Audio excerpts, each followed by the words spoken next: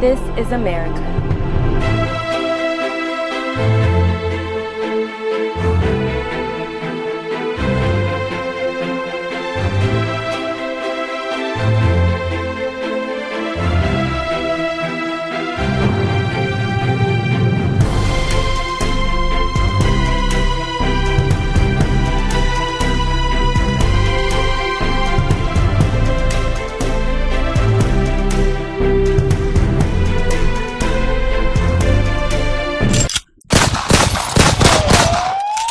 America be on some other shit.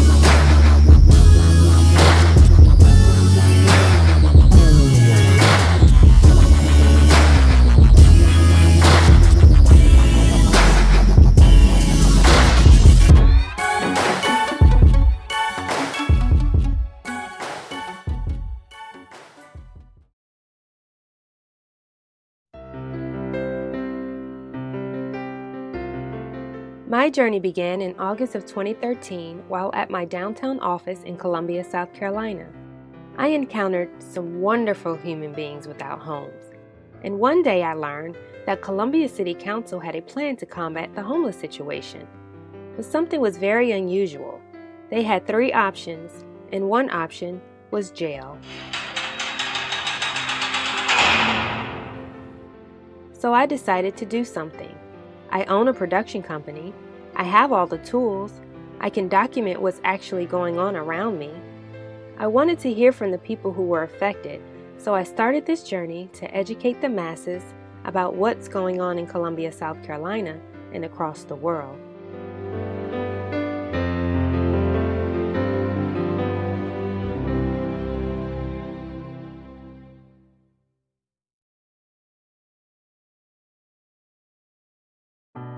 We have been documenting the criminalization of homelessness almost since our founding in 1989. We started with 9 cities. The most comprehensive one is called Housing Not Handcuffs. We looked at 10 years worth of data and tracked the increase from 2006 to 2016. And it's been growing. It's a growing trend. But criminalization of homelessness is part of a bigger trend of criminalization of poverty, criminalization of marginalized communities. They're emotionless. The apathy rules. So when they look at these people who have lost everything, they say to themselves, if I leave you alone, you are going to suffer. You're going to be homeless. You won't know where you can get food to eat or a place to stay. But if I put you into that jail cell, you're going to make this community $30,000 a year, and you'll be beneficial to everybody. That's how they're looking at it. We're no longer human beings. We're just property.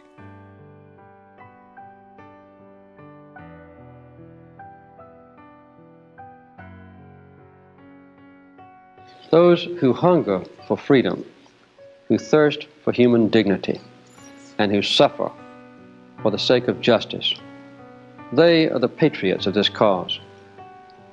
I believe with all my heart that America must always stand for these basic human rights.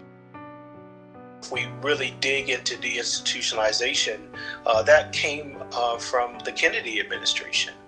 The Kennedy administration saw some of the horrible abuses that were happening in mental institutions, and everybody probably at this point has seen the video of warehouse situations where people were sprayed with water hoses just because of their mental illness. We couldn't, as a country, have that. Almost every American family at some stage will experience or has experienced a case of mental affliction. And we have to offer something more than crowded custodial care in our state institutions. Our task is to prevent these conditions. Our next is to treat them more effectively and sympathetically in the patient's own community. I hope that Congress will act on this bill. When the idea was had to close mental institutions, this was not an appropriate place for people to live and spend their lives, that you would reintegrate folks into the community. You would give them housing, you would give them social supports, there would be ongoing support offered through the community. That didn't happen.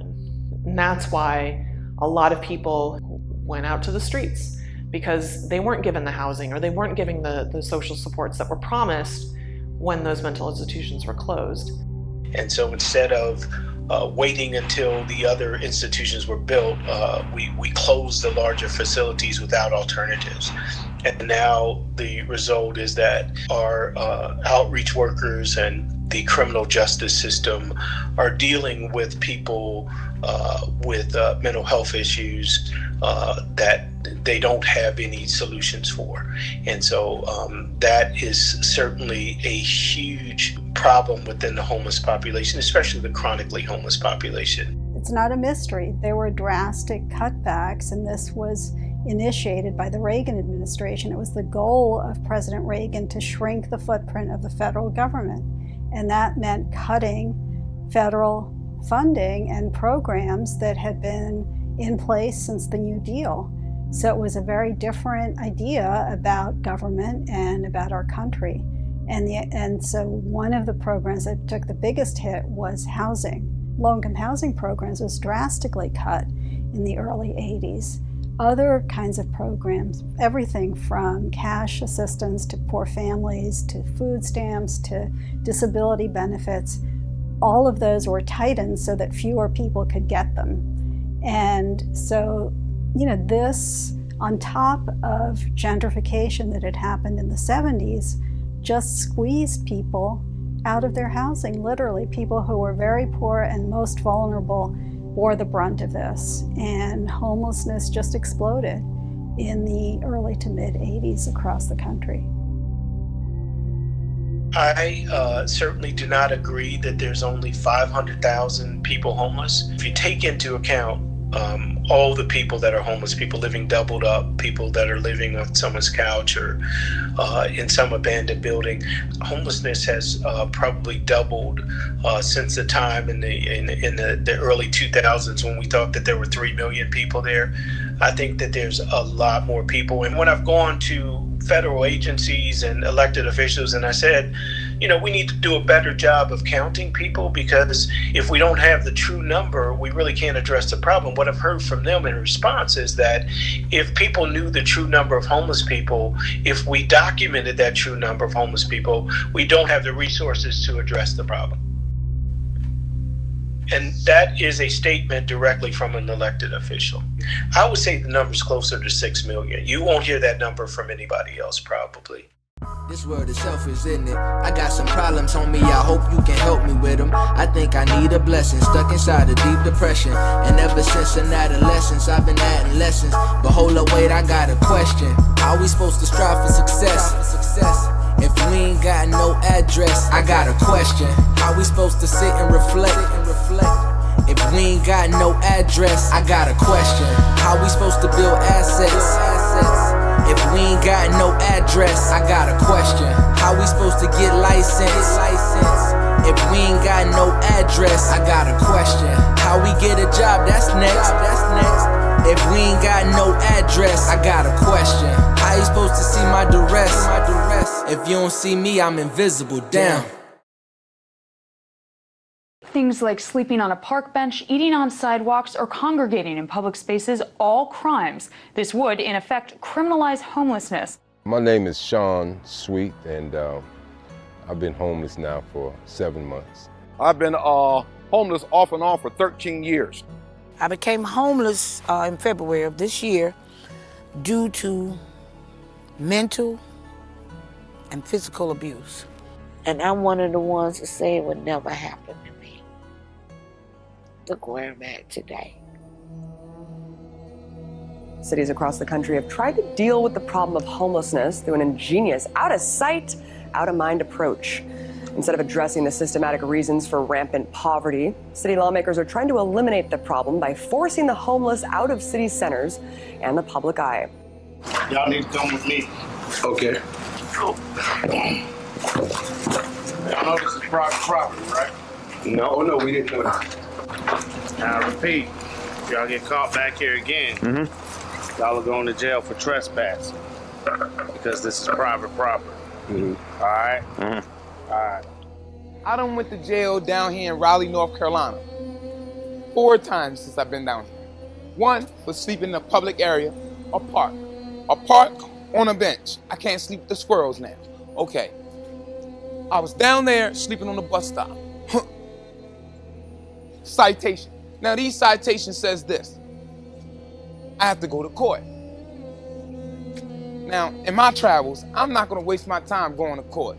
So now I have an FTA, a failure to appear, and then when they see me again, I'm humiliated because they sitting me on the curb, they putting the handcuffs behind my back for sleeping on the bus stop and in a park. You know?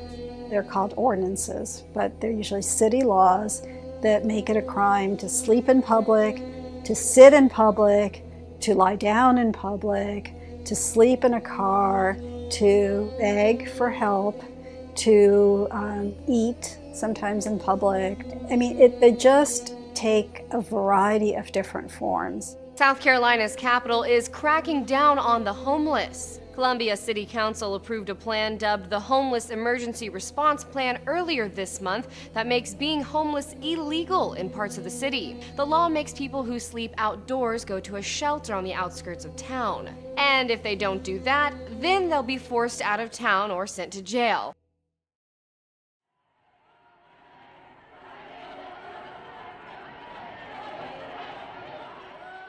In 2013, an effort led by one of my former councilmen, who's since been defeated, sought to provide some type of structure to the way in which the city dealt with homelessness. It was not, I'm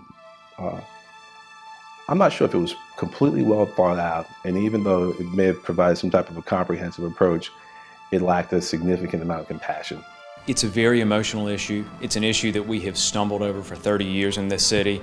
Earlier this month, City Council voted unanimously to approve a proposal by Councilman Cameron Runyon that would open the city's winter shelter around the clock for roughly 6 months.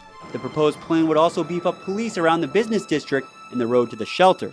Police could make arrests under public nuisance laws for loitering and trespassing. Residents will also have a hotline they could call if they spot a homeless person downtown. Opponents say this type of treatment violates human rights and is clearly police profiling.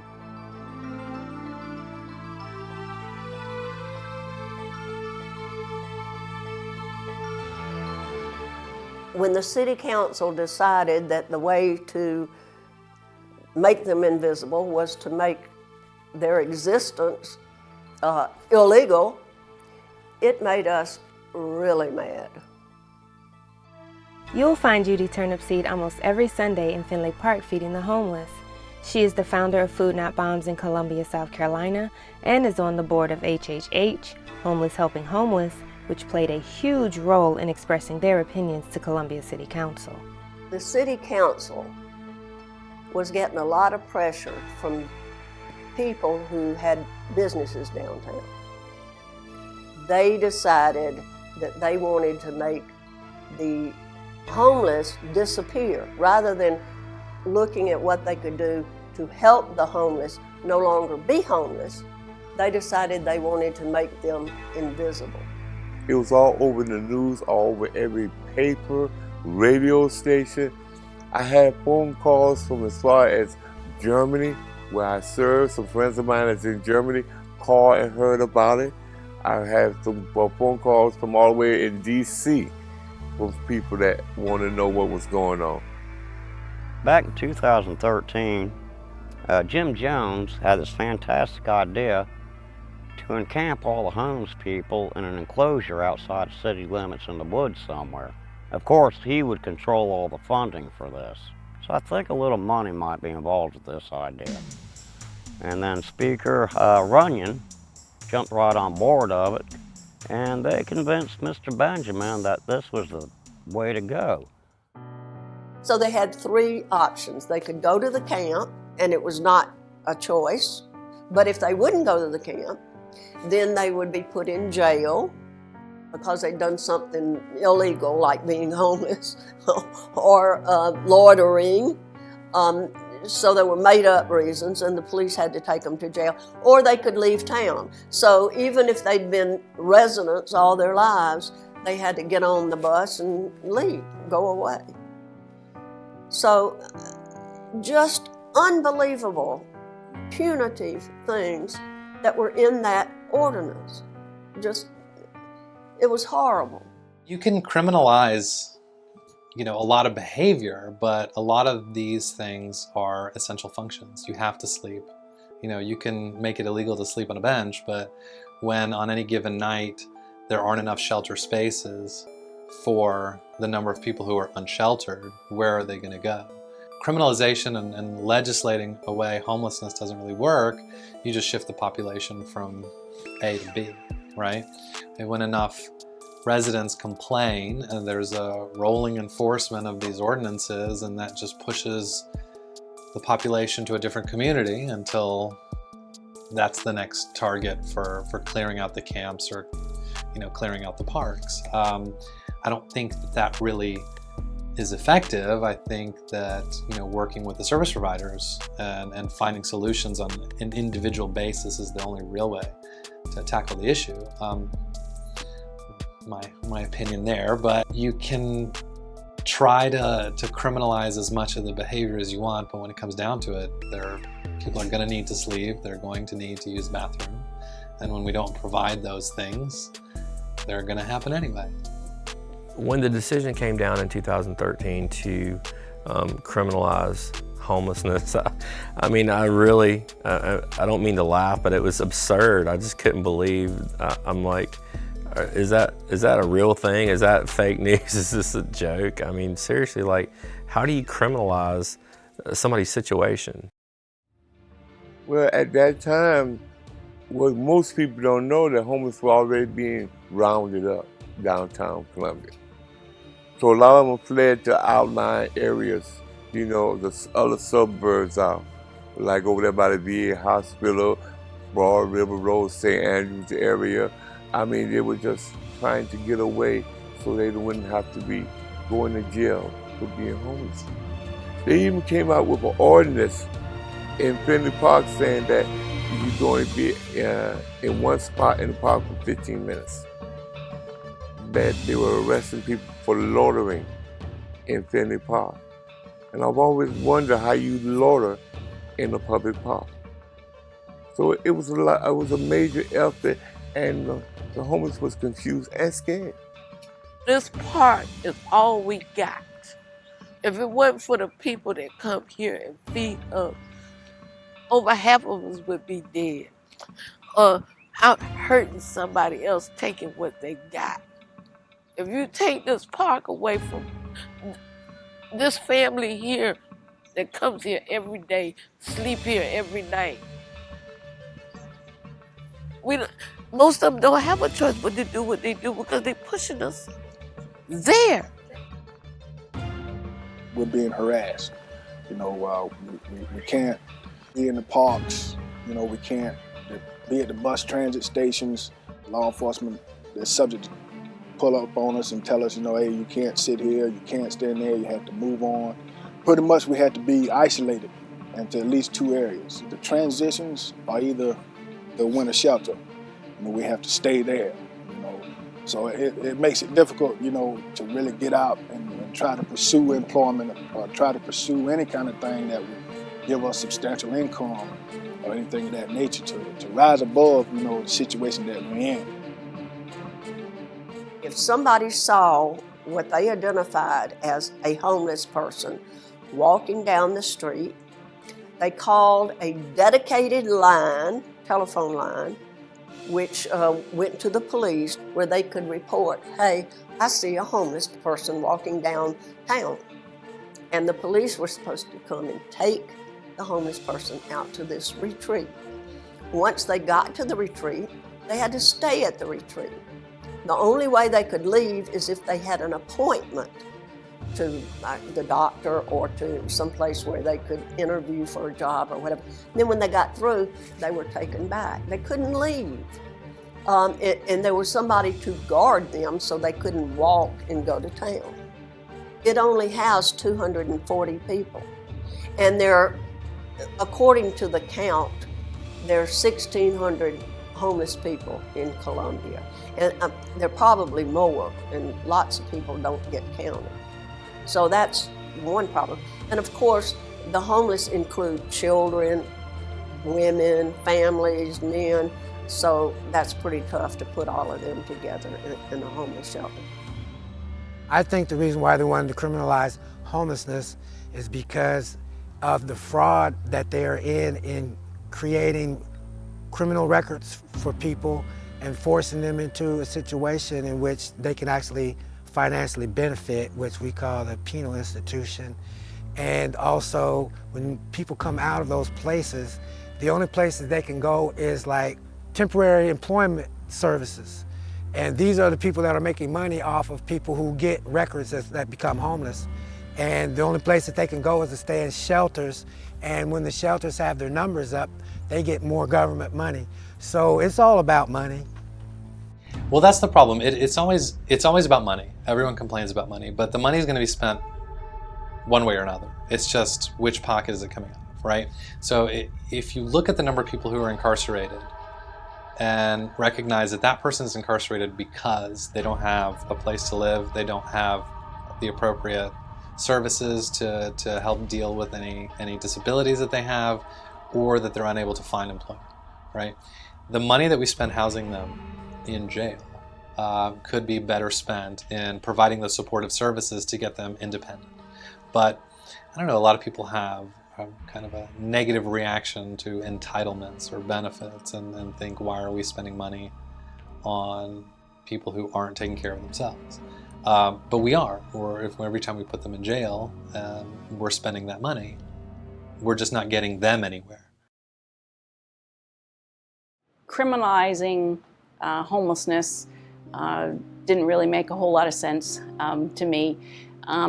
Understanding the psychology of homelessness and of poverty, I think, was the missing link. You know, there's a lot of addiction on the street, there's a lot of mental illness on the street, and people are hurting. So when you look at someone who's an addict, they carry around feelings of toxic shame, defeat, unworthiness. Addicts really don't need a reminder about how bad they are. They already feel bad. So I think that that whole notion of it being criminal wouldn't add anything positive to someone. So we're fulfilling their physical needs, and we're filling their backpack with what they need, providing the showers and the clothing and the laundry. But we can go a step further because we can concentrate on their spiritual needs as well. There's so much more to homelessness than just being without a home.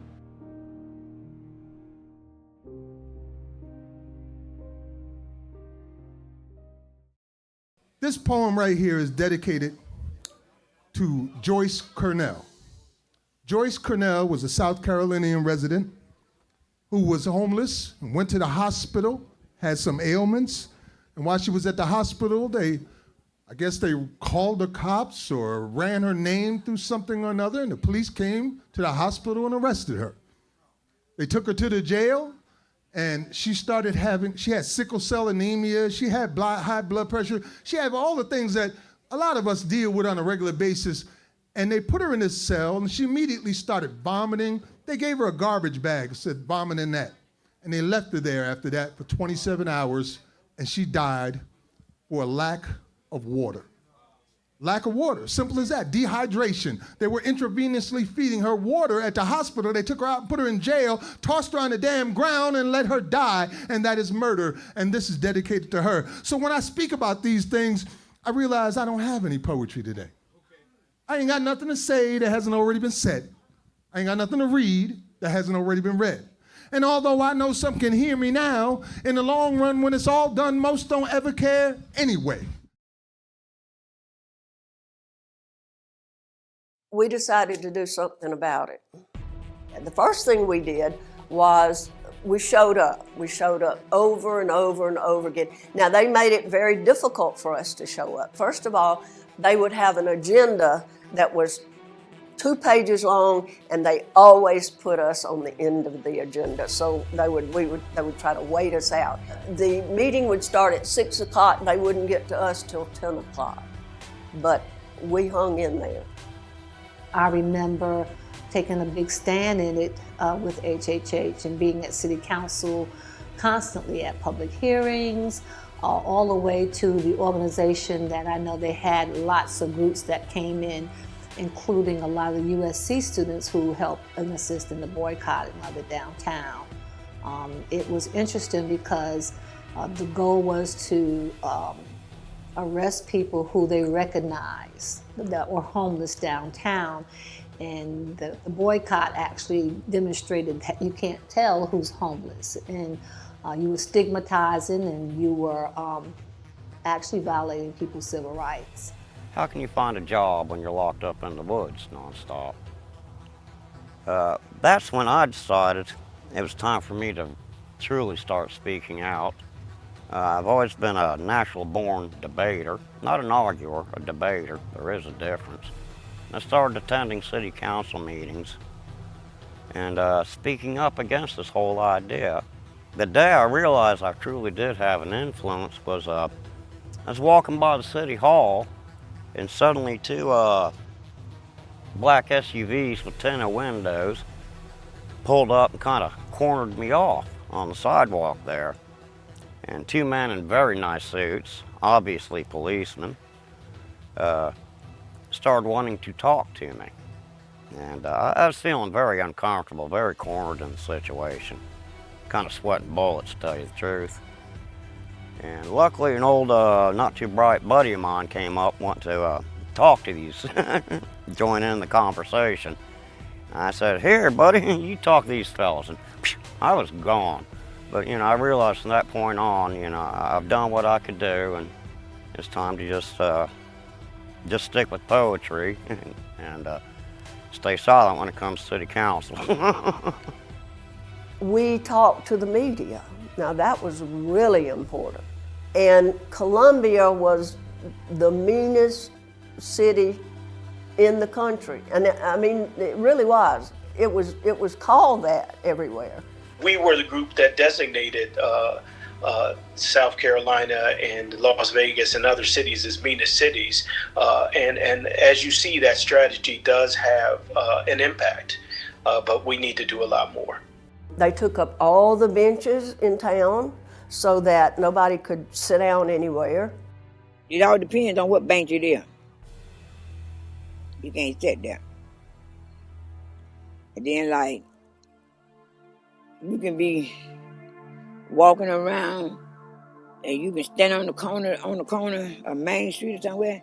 They'll put up. You got to move from there. You got to keep walking. I could just only imagine, you know, going to jail for not having a home, and I think that would be very inhumane, very cruel, you know, being that I know I've been to prison. And when I did time, I knew I needed to be there because it was a crime that I committed, you know, and being now that I'm in the homeless community, I realize some people are short of a paycheck, you know, maybe loss of a job, you know, a layoff, and I don't think you should be punished because, you know, some unforeseen situation happened and occurs in your life and then it's out of your control. As a matter of fact, I never even heard of that before, the criminalization clause. I think that the people that propose that needs to go and they need to go to jail for proposing something like that. The best day of our lives, I think, was when the city council succumbed to the threat. I don't know what did it. I think it was a combination of things. I think it was the fact that they were characterized throughout the country as the absolute worst city in the country. They felt so much pressure from all of the things that we did the threat that Tom had given them in the meetings of a federal lawsuit. We're not going to let you disrupt what we're doing here. We want you to participate. If you want to stand up there and watch and engage us, that's fine. Listen, I don't walk into your law office if you don't want me there. You're not here for business. You're here for personal reasons. I'm asking you politely, please, go to the sidewalk. Don't try to agitate. I know that's what you're doing. Your intentions are good, but they're misguided. You're distorting the facts. You're creating unnecessary fear. So I'm asking you, please go to the sidewalk. The ACLU and the Appleseed had said, we're going to join in that lawsuit. We're going to take you to court. It is not constitutional. These laws are unconstitutional. You can't discriminate against people because of their economic background or their mental health issues. And so these are discriminatory practices. And not only will it cost, the solutions are costly, the legal fights become costly. So it really undermines, any kind of logical reasoning behind this. And so they rescinded this ordinance that they had voted on unanimously. And they were going to change some things. And maybe we might not make this, if they have this shelter, they might not have to stay. Maybe they could just go if they wanted to. It was called a retreat. And Tom said it reminded him of Nazi Germany, the retreats that they had to go to. But here's another thing that happened before it was all over with. The homeless voted. One of the things that we did in Homeless Helping Homeless and in Food Not Bombs was we registered them to vote. They were eager to vote. They're interested in participating in community things.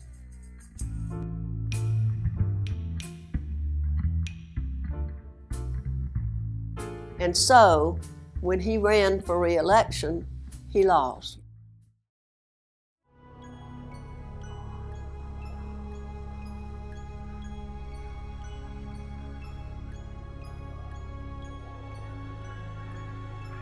I went to the winter shelter last year.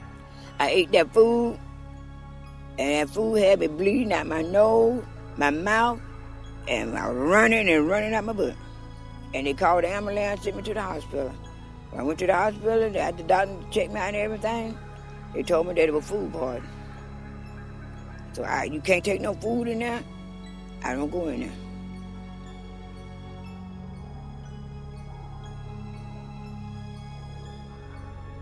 As of today, we'll be operating an inclement weather center when the weather drops below 40 degrees, based on our assessment at 12 o'clock on the day. We'll be opening this center.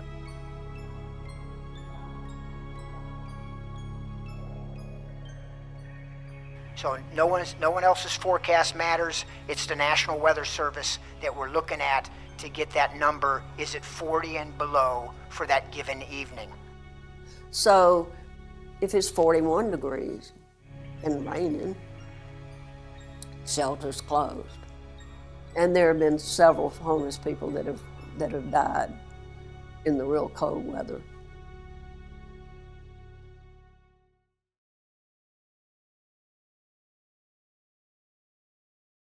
The problems are unseen problems that they don't see. A lot of people have the concept of out of sight, out of mind, and that doesn't take care of the issue. Transitions is a place where we can go in the daytime for the ones that are out on the street. But at the end of the day, at 5 o'clock, they close the shelter for those that are not inside clients. If you're an outside client, you have to leave. Now, on the 23rd of December, I'm gonna give you an example. The library was closed, and that's where a lot of homeless go. And also on the 23rd, it started to rain. Not hard, but continuously for about a day and a half. Once Transitions had their quota of people and they couldn't take any more, and there was no storage space, you were not allowed to come inside Transitions with your belongings, with your knapsacks, with your suitcases. So that forced them right back out on the street with their knapsack and their belongings, which became saturated. Now at 40 degrees and below, your stuff can't dry out. And it's 41 degrees and the winter shelter ain't open. So now you're out in the element. So we brought this to the mayor's attention and he says, so, okay, now he understands. Without you coming to speak, there's really no one there from Homeless Help and Hopeless who come. No, I'm trying to think if there's been anyone in the last few years who's actually just come and talk about the temperature issue. That hasn't been an issue that's been raised. So unless it's an issue that you bring to us, we don't know that if it's 40 or 42 or 45. So that dialogue that you maintained for quite some time was important. It informs the discussion that, but for it, it's easy for people not to see, if that makes sense.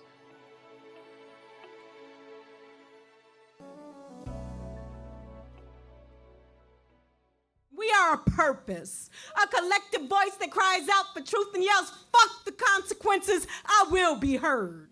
It's time to stop holding our hands out for the handcuffs. Stop stretching our necks out for the noose. It's time to stop giving in to that all too convenient excuse that one person can't make a difference. Because where there is one dissatisfied soul, there are many. Look at Egypt, look at Libya, look at Syria, look at South Africa, now look at America. As Americans, we've become too complacent. We're too happy being sheeple in a nation governed by a people that continuously feed us lies.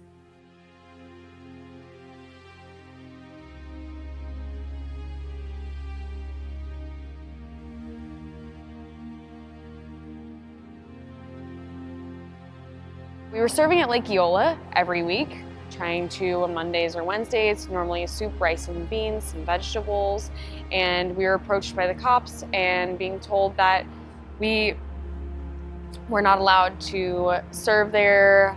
We were told we needed a permit, that we were an eyesore to all of the apartments around the community.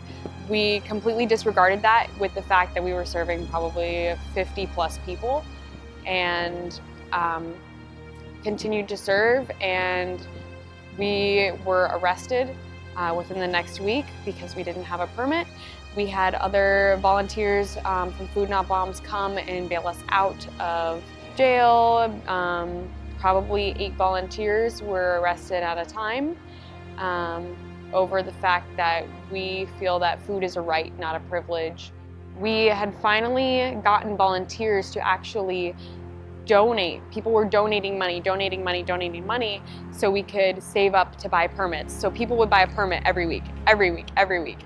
And when we would run out of permits, then that's when we would get arrested. So about 2 to 3 times we were arrested within a year, just because we didn't have a simple little permit that said, hey, we can serve food here. Shame on you! Shame on you! Shame on you! Woo!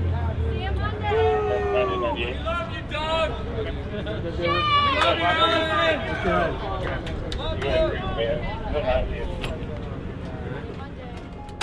Someone wouldn't elect Buddy Dyer into office, who is our current mayor, if he didn't get off our backs. So then he was like, hey guys, so sorry, you can serve outside of Orlando City Hall or whatever, and now it makes him look like they're serving outside of Orlando City Hall. Wow, it must be City Hall's doing.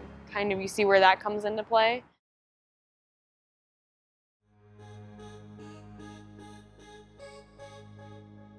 Oh, look at all the people going to work as if marching off to war. They pass by me, but don't see me.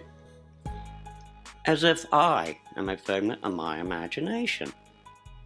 Later they march off to party and still don't see me.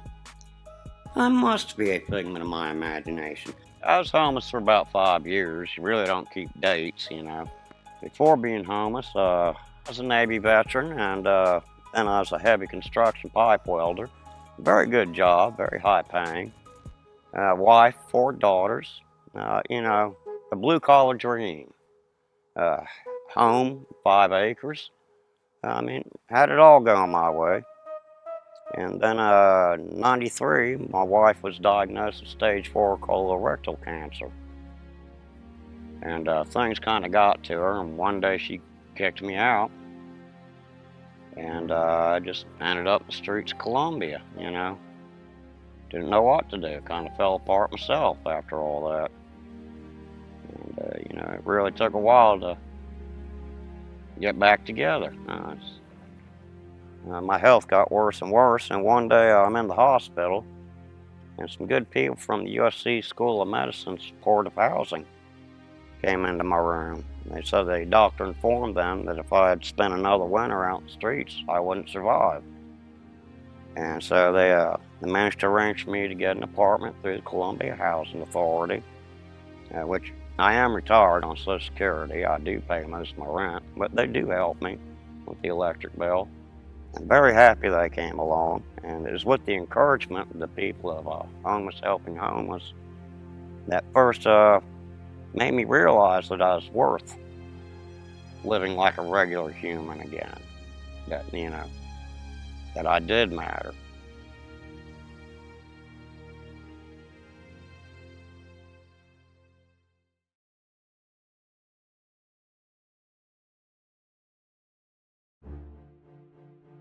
I tried suicide twice. I've been raped twice. God took my best friend from me, which was my father. My mother wasn't worth a quarter. Now I ain't got neither one of them. And all I got now, I can't even find my own soul right now.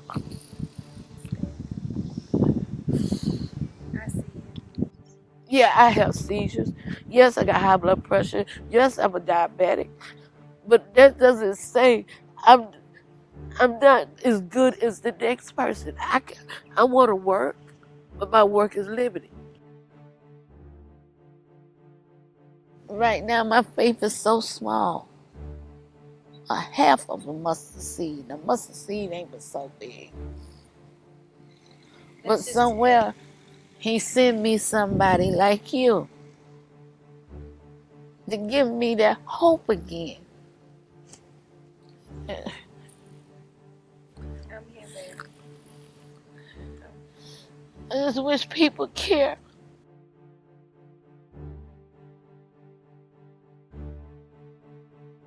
I wouldn't say I'm homeless, but I refuse to go back home because my family don't believe me in couples staying together if not married. And I refuse to be away from Jessica and let Jessica stay out here and go. So that's why I'm out here. And she'll tell you. My journey is, once I finish the class and start work, it's a good place. So she won't have to worry about being out here.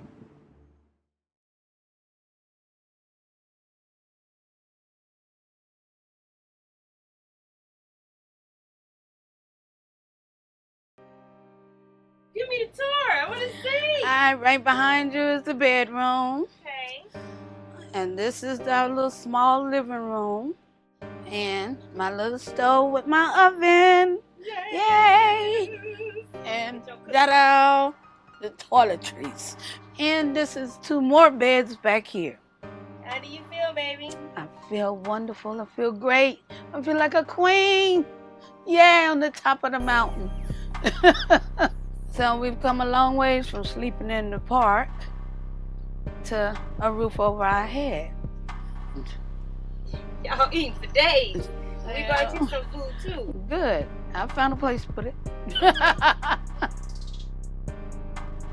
Where were you about, what was that, 3 weeks ago? I was down and depressed, worrying about where my next meal was coming from. Where was I gonna take my next bath? Was I gonna be safe? Now I don't have to worry about that anymore because God made a way. Because my faith was down so small, but now it's way up here. All I had to do was just keep believing. I had almost gave up hope, but God wouldn't let me. my friends wouldn't let me. I thought I was all alone, but I wasn't. You just have to open yourself up and learn how to trust all over again. We've been here for 1 week so far. Next Monday up until Thursday, we'll be at a motel for Kevin. Start his classes for his job in Jenkinville, working at the nuclear plant. Thank you, Lord. They pay him for classes. And then after that, he don't have to put a week in the hole. He gets his check straight out then next week. So and then we're gonna find a place that's closer to the job in Jenkinsville. So I'm searching now, but right now this is home. We have to bounce around a little bit just to stay steady, but I'm not worrying about sleeping outside.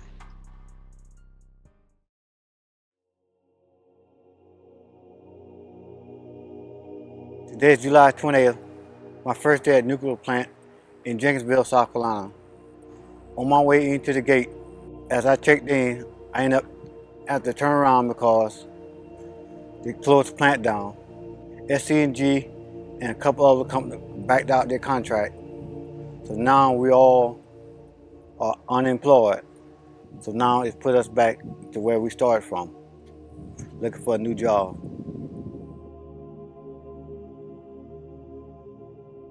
Went from working with the nuclear plant to working with the landlord to now sitting looking out the window with nothing to do. Can't even pick up a broom and sweep the floor. Well, I got hired on my current job. What happened was the landlord trying to get this big concrete pipe loaded. He put it forward and came forward and the pipe went to come toward me, and I see it coming. I pushed his door out of the way so the pipe wouldn't hit her. I couldn't get away in time. Now I had 20 stitches in my leg, got two open wounds in my leg, not able to use my right leg. Well, how do I feel about being here is, it's like going from a grown man back to a little baby.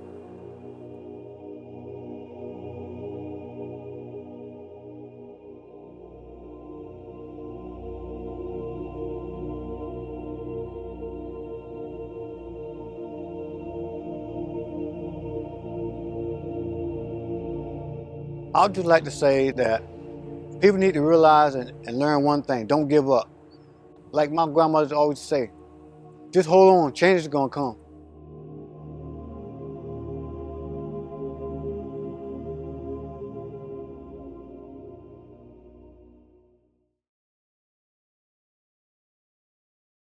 My drug use is what caused my homelessness. I've stayed in faith-based programs, also veteran-sponsored programs, and it's been a revolving door. But I don't use hard drugs anymore. I still drink and smoke cigarettes, okay? Since then, I slept on park benches, sidewalks, concrete. Finally, after so much of those controlled environments and situations where you're out in the element, I said, come on, John, you got too many camping skills. You've had 10 years in the military, 5 of them stationed with the Marine Corps. You were a scoutmaster, you were a Boy Scout. Time to do an upgrade. We had a flood a couple years ago. I'm like 17 feet above the creek. By the time I got out here to this area, the water was still up about here. So basically my campsite was underwater. I had 3 entrances that I used. This is the major entrance, but when the Gamecocks have a football game, there's a lot of cars parked out front. I use one of the trails that's not so clear, but it's pretty secure. Like I said, I prefer a campsite by myself.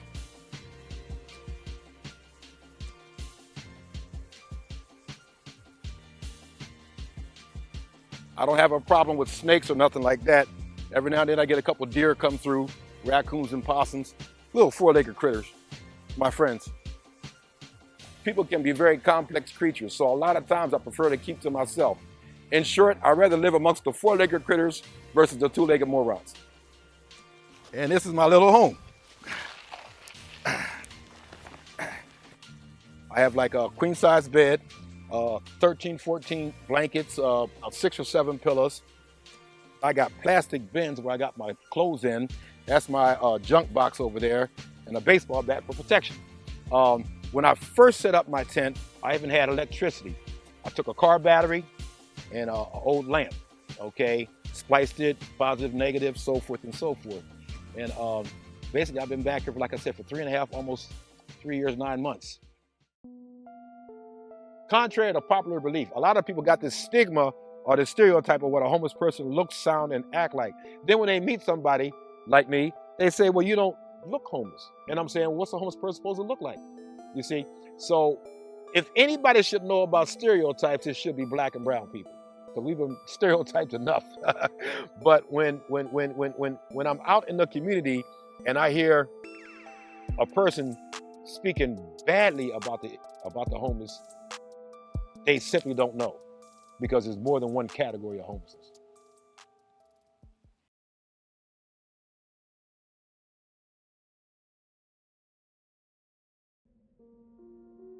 The McKinney-Vento Homeless Assistance Act was the first major federal legislation enacted to address homelessness at the national level. And it's the main source of federal funding to this day for HUD to provide assistance to communities to serve homeless people. So it includes HUD, it includes the right to education for homeless children, it includes the right to use vacant federal property to serve and house homeless people. It includes health care for the homeless. So it's an overarching piece of legislation that was first enacted in 1987, and it's grown and changed since then, but that's what it is. And it was supposed to be the first step for the federal government to address homelessness, and it's remained the major and only step. President Donald Trump's proposed 2018 budget cuts funding for the U.S. Department of Housing and Urban Development by about $6.2 billion. I think my favorite response when anybody asks me about the waiting list is to talk about what happened on July 21st and July 22nd in 2016. We had not had the waiting list open for 8 years, and so we decided to open it up again, and we opened it on July 21st at 9 o'clock in the morning, and we closed it at noontime on Friday. So it was Thursday morning to Friday at noon. We were only open for 27 hours. The Housing Authority accepted 32,166 applications in those 27 hours. We would only select randomly by a computer 3,000 applications. The other thing is we used to have 2,500 units of housing, but we've tore down 3 complexes. We tore down the Celia Saxon complex, we tore down Henley Homes, which is on Rosewood Drive, and we just tore down Gonzalez Gardens, which is on Forest Drive. So we've lost 980 units of housing in the last 10 years. We have built back new housing, but not as much of it. And there's a couple reasons for that. Since 1995, the Department of Housing and Urban Development has not given us any money to build housing. Now, I'm making that statement that we did get some with the stimulus money that we were able to build 50 units of housing. But in general, public housing development funds have not been produced since 1995. We have not had the opportunity to even apply for it. But the bottom line gets to the availability of housing, which is probably one of the reasons why we've got such an economic crunch going on in Columbia right now. In 2014, the City of Columbia changed its zoning regulations to allow student housing for the universities, particularly the University of South Carolina, changed it so that housing could be built off campus within 3 miles. Previously, you could only build student housing over 3 miles from the main heart of campus. So you saw a lot of development out the Bluff Road area. What's happened in the last 3 years, and by August of this year, there will have been private developers coming in to build 5,000 units of student housing in the downtown area. You built a student housing there that had 850 units of housing in the former SCE&G building. Well, that's really good, but what happened is that those units are now renting for $800 a month. 3 years ago, our one-bedroom unit housing was renting in this area for $550. So it's gone up $250 a month, and that's plus utilities. We were doing $550 and that included utilities. You know, our program participants are not being able to find the housing because we don't pay. The maximum that we can pay for rent and utilities is $750 a month per HUD guidelines. The new Trump administration plan would raise the rent for people living in public housing. The proposal from the Department of Housing and Urban Development would impact 4.7 million families who use federal housing assistance. It would also triple rent for the poorest households and allow public housing agencies to impose work requirements on tenants. What needs to happen is there has to be a requirement that when you're building luxury housing, you've got to also create housing for extremely poor people, because for one thing, when you're building this housing, you're displacing people who live there. That's gentrification. Without a permanent address, I can't get food stamps. Without a permanent address, I can't get my government benefits. I can't even apply for my disability benefits. It might be from my work or whatever, because I've lost my housing and I don't have any address. Why can't you create a law, create some tax breaks, create some zoning changes or whatever, that we can build housing for the homeless? We're just not building any affordable housing at all.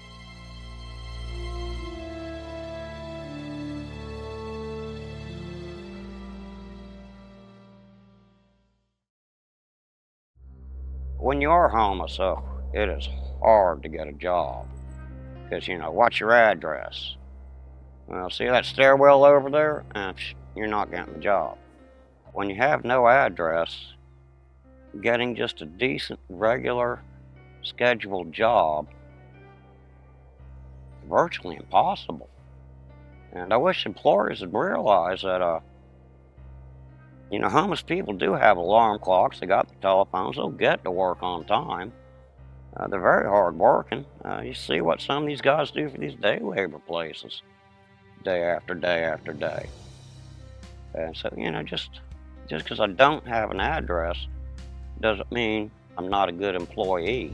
It just means I'm in a bad situation at the moment, and this job can take me out of it. As simple as that. The way they look at it, like, well, evidently they out here and they want to be. I don't know nobody that when they was in school throwed up their hand and said, I want to be homeless. That's my career choice, you know. I don't recall nobody ever saying that.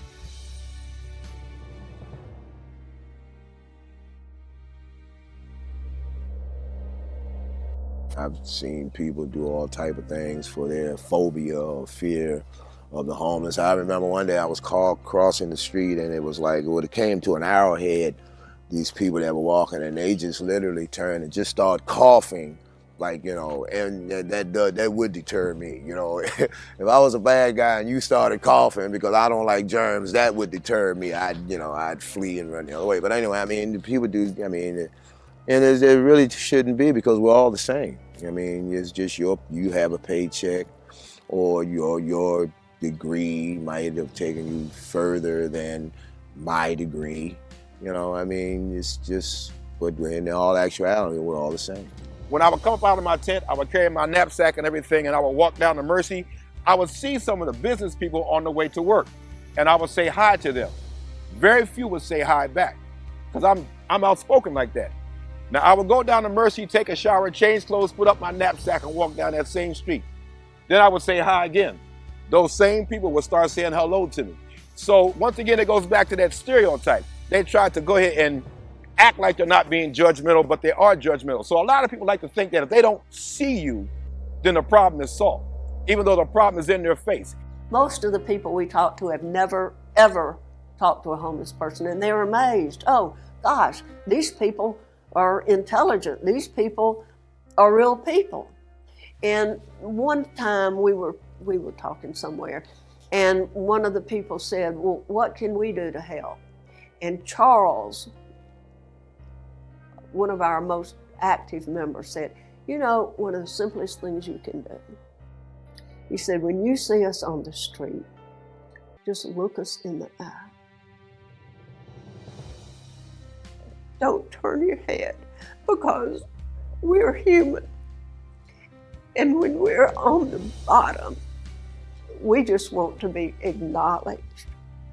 We just want to be treated like we're human.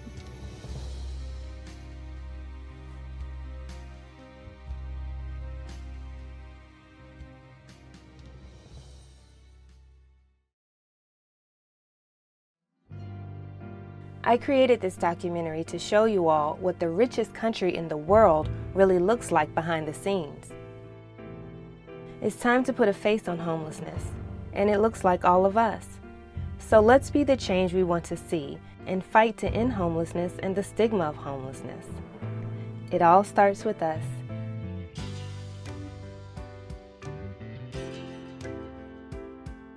We are the only library within the state of South Carolina to have a social worker. I'm not sure about the Southeast, but it's a very emerging trend where we're finding that they're kind of coming. There's some in San Diego or San Francisco, up north. There are social workers that are emerging in libraries. A lot of it does begin with individuals experiencing homelessness. You know, we don't have boundaries, right? If you go into certain offices, you have to make at least this much income, or you can't make more than this amount of income. We don't have that. We don't require a library card. We don't require residency proof. If you're able to walk into our office or call us on the phone, we will do our best to provide assistance for you. And being able to remove those boundaries has been one of the most rewarding parts of my career.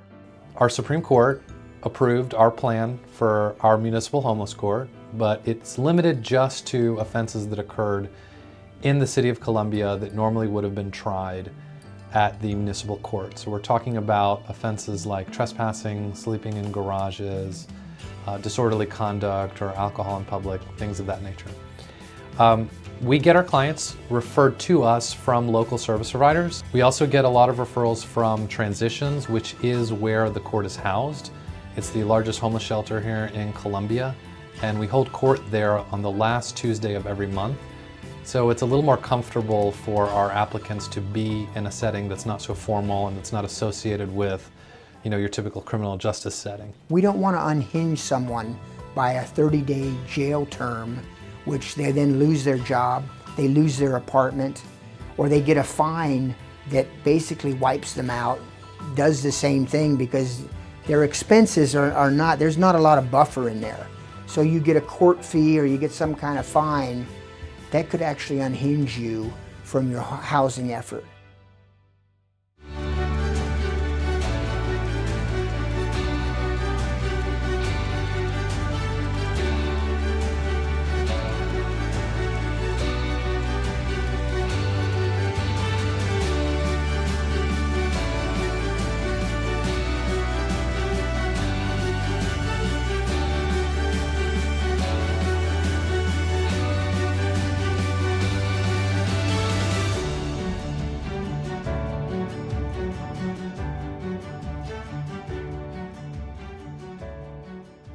The city of Fort Worth has decided to help homeless people get back on their feet by hiring them to clean up. The city will pay them to pick up litter. They'll get a chance to start over. We specialize in housing homeless vets right here in Kansas City using the tiny house model. And right here off 89th and Troost, we've got 49 houses and 49 vets set to move in.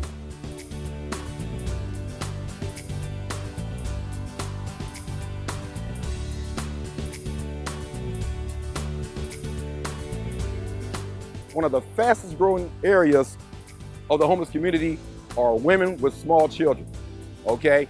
And a woman's needs on the streets are greater than a man's. Even though there are more men on the street right now, this community of women is growing.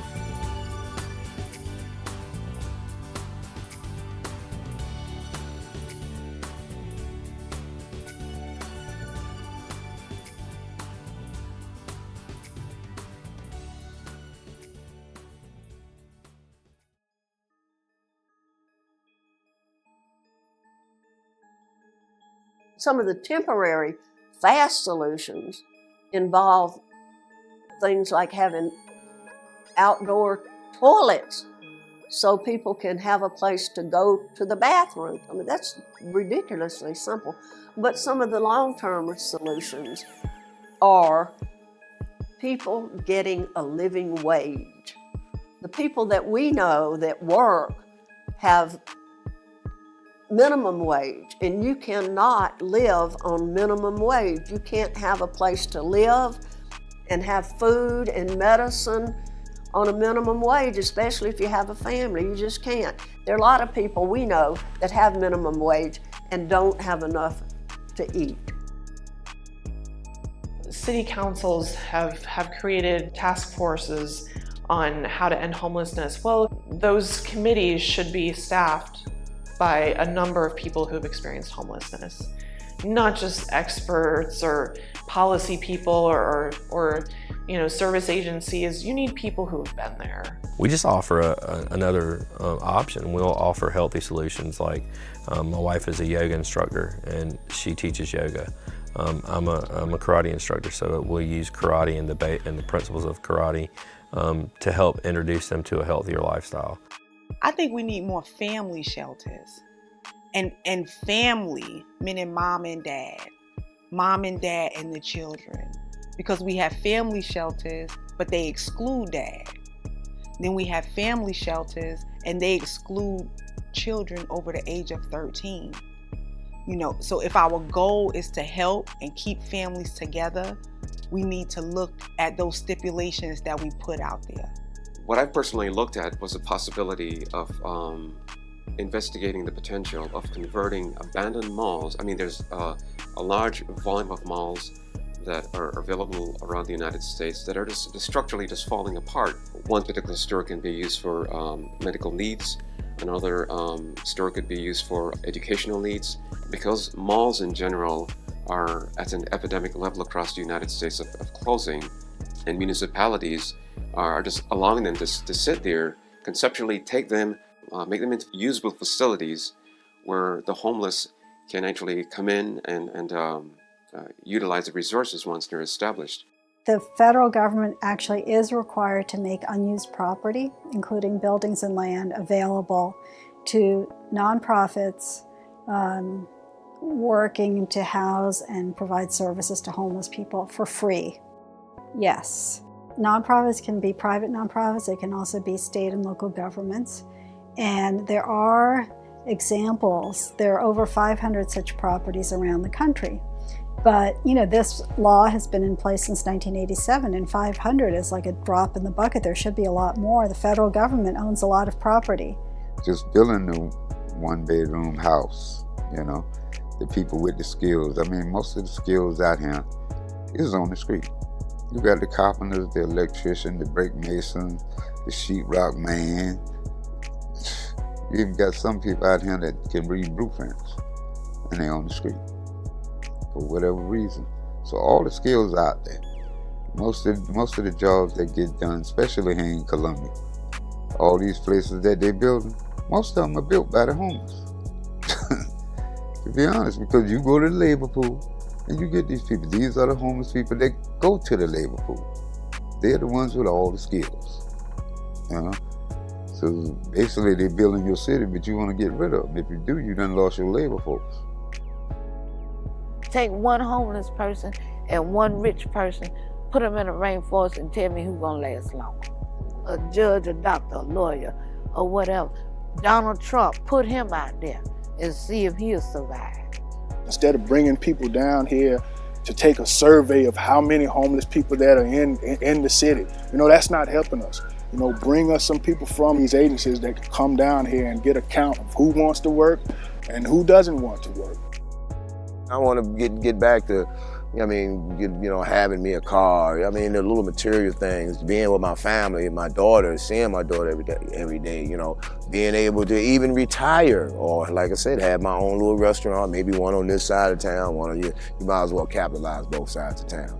And go ahead on, and I know the food's gonna be good. So that's what I'm striving for. I can only think for what I want to try to do now. It's up to me to try to do it.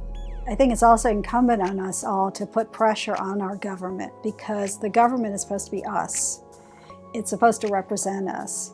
And we've got to be the pressure that gets their attention. We can write to our members of Congress saying we support this, we need affordable housing, we have a crisis of homelessness and affordable housing. We want you to support this bill. We can do the same thing at the state and local level.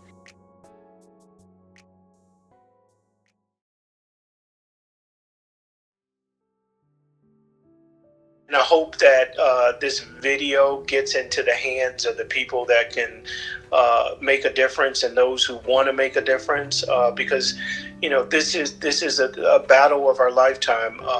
I remember Martin Luther King Jr. telling me that this is part of the unfinished business of the civil rights movement, and so I hope people will see it as that and get involved in a way that we can really change this issue.